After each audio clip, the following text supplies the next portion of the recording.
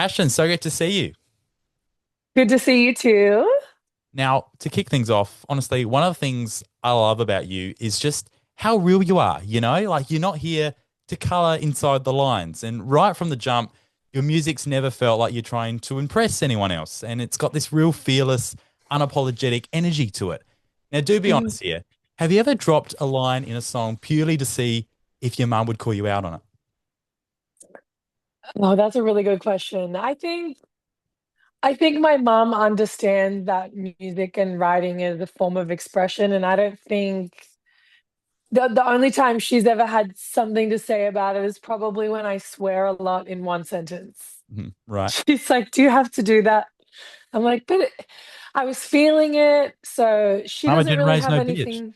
Yeah, Yeah. it's it. She loved, and honestly, she loved that song because she's like, it's a song for me. Yeah. So it's fine. Yeah. All the mums out there. Love it. Hmm.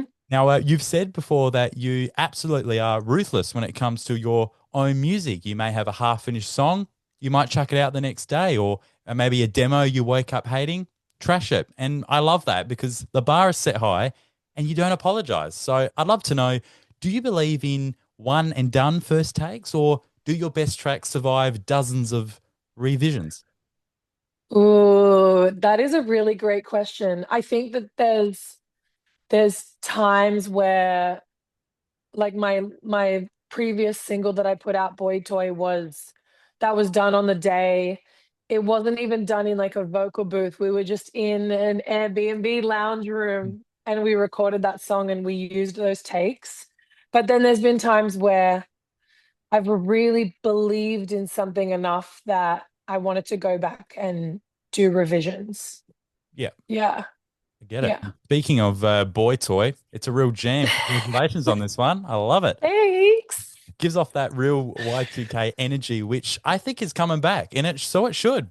I love it. Mhm. It's really good. Yeah. Now, every pop star they talk about confidence, but there's a lyric in your song where you say "mine, mine, mine," and it hits so differently.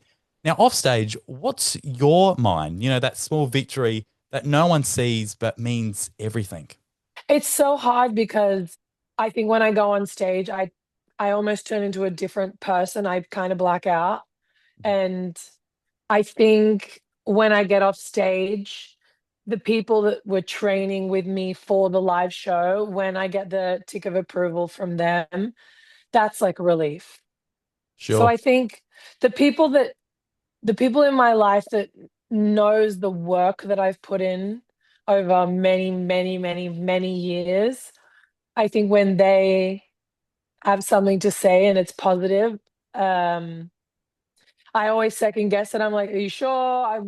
I'm still in work mode, and then when they like reiterate, "No, that was really good," that's my win. They're like Yeah, the reassurance saying you're on the yeah, right and track. You've got this. also, yeah, I think also like when you're on stage, not when you're off, when you're having connections with people.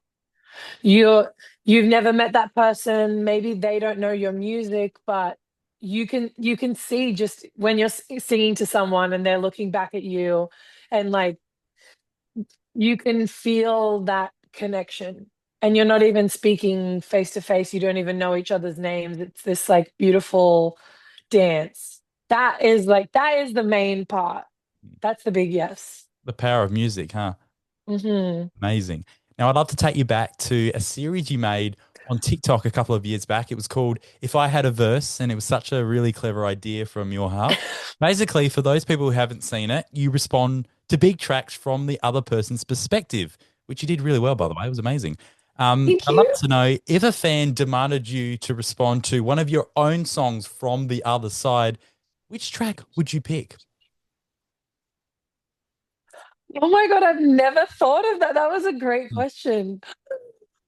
Oh my God, what would I do? Wow, that is really crazy. I think I would do, oh my God. I think a Mama Didn't Raise No from a mother's perspective would be great. I'm not there Sound good? yet. Yeah. Maybe in like a decade, Hmm. um, if I become a mother, then I could like recreate the track from her perspective, like singing it to her daughter. Yeah. That could be fun. That'd be great. Yeah, I think that Cool would be idea. it. I like that. Yeah. You wrote a song that featured on the soundtrack to Fast and Furious, Hobbs and Shaw, called Next Level. Massive Mhm. hit. Obviously, it's a very loved franchise.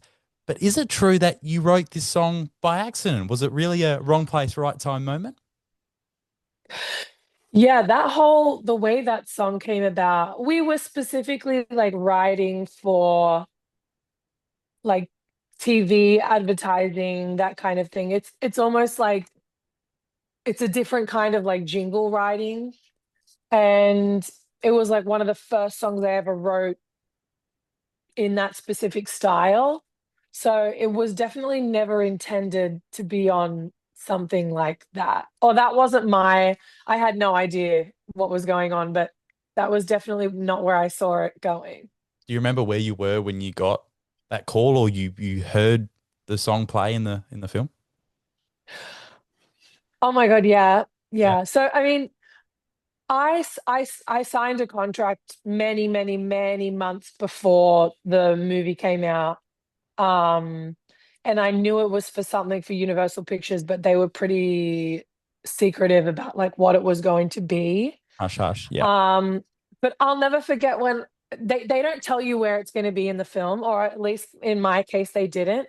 So I went to see it. I was in LA and I sat down, and then like 20 minutes into the film, they do this big scene where like they're preparing to fight or like get their weapons. And um I'm like, oh, this song's familiar, thinking like, oh wow, other people that I know have music on this Mhm. movie. And then I was like, oh no, that's me.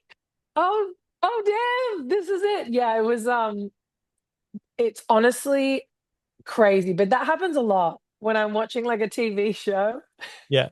and I'm like, oh, then my music's there. Yeah. I forget because I signed them a long time. I signed them off a long time before they come out. Yeah. So I forget. Did you ever That's meet what The Rock? happened. Was The Rock ever there? I would die. No, I Definitely heard your didn't get to song meet The in the Rock. film. I know. Yeah. I never really think too much about that. That's kind of crazy. Yeah. Yeah. Okay. No, Oh, I didn't cool. get to meet him. And I Mhm. now I feel like I got ripped off and I Yeah. should have met him. That should have been in the contract as well. Must meet The Rock. Yes. You're going to Well, get this on. if I'd known that The Rock was in it when I signed it, I probably would have asked for it to be in the contract. Yeah. Totally. Well, Alison, thank you so much for your time. Really appreciate it. Thank you so much.